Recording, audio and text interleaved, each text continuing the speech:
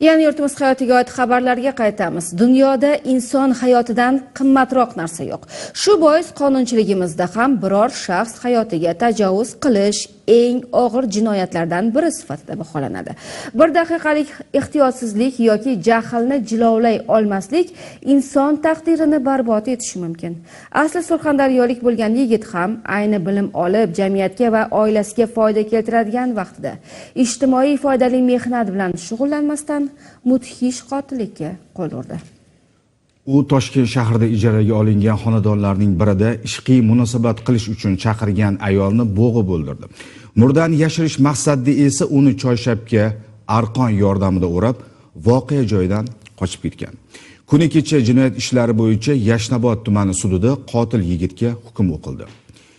Tafsilotlar hamkasbimiz Ruxsora G'ofurova reportajda.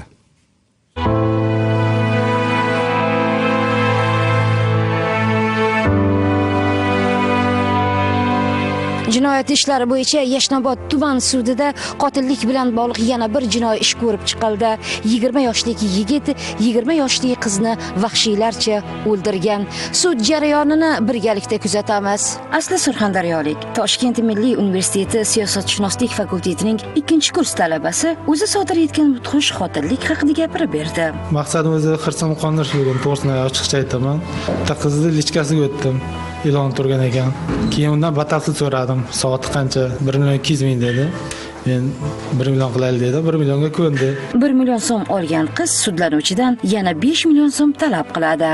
O deb, hozir menga qayerda o'zing menga 5 million so'm topib berasan.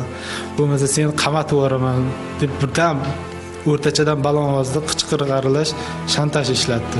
Vaziyatni tinchgina hal qilishga harakat qilyapman. Uni chiqaraman deyapman. Bor kuchi bilan oxirgi marta, ya'ni 3-qichqiradi, bor kuchi bilan qichqirganda men umuman o'zimni yo'qotib qo'ydim.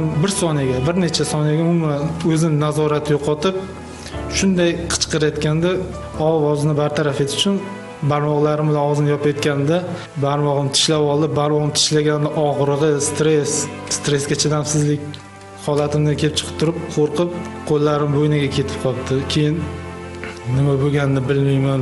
Hamma joyda tutib, choyshab qidirib, uni choyshabga o'rab, balkonga qo'yib, onamni ko'rish maqsadim hech kimga qasd emasdi, uni tanimasdim, adovatim yo'q edi hech qanaqa. Sudlanuvchiga nisbatan sud hukmi o'qildi. Sud hukm qiladi. Sudlanuvchi O'zbekiston Respublikasi Jinoyat kodeksining 97-moddasi 1-qismida nazorat qilingan jinoyatni sodir qilganlikda aybli topilsin. Sudlanuvchiga O'zbekiston Respublikasi Jinoyat kodeksining 97-moddasi 1-qism bilan 10 yil muddatga ozodlikdan mahrum qilish jazosi tayinlansin. Tayinlangan jazo umumiy tartibli koloniyada o'tatilsin.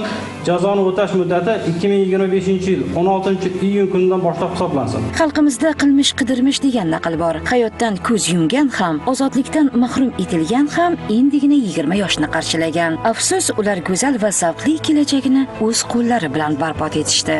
Ruxsora G'ofurova, Davron Ahmedov, Hudud informatsion dasturi uchun.